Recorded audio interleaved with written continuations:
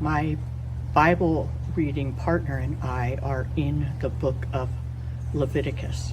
And if you're familiar with the book of Leviticus, you know that in the first chapters, there are a lot of instructions about sacrifices, animal sacrifices, sacrifices that people were instructed to make for sin, for celebration, for all kinds of things. And there's a lot of detail about those sacrifices.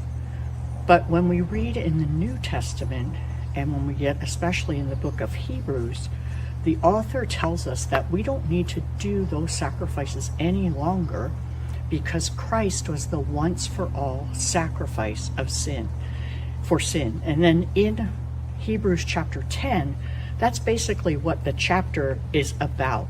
But then the author kind of switches and is saying, okay, if that's the case, if we have this new way where Christ has made that once and for all perfect sacrifice, what should we be doing in response to that? And one of the things that he says in verse 23 through 25 is, let us hold fast the confession of our hope without wavering, for he who promised is faithful. And let us consider how to stimulate one another to love and good deeds, not forsaking our own assembling together, as is the habit of some, but encouraging one another, and all the more as you see the day drawing near. It seems that while we're waiting, we can establish good habits. We can also establish some bad habits. And the writer to the Hebrews was saying that a bad habit that some people have taken up is not being in fellowship with one another, is not assembling together, is not being in that place where they can consider how to stimulate one another to love and good deeds, where they can encourage one another. And I think in our day, it's very easy to fall into the habit of not assembling together at church. For one thing, we have access to online services.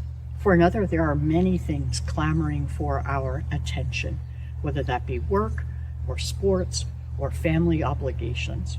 And so I would encourage you today to think about the habit that you are developing when it comes to gathering together.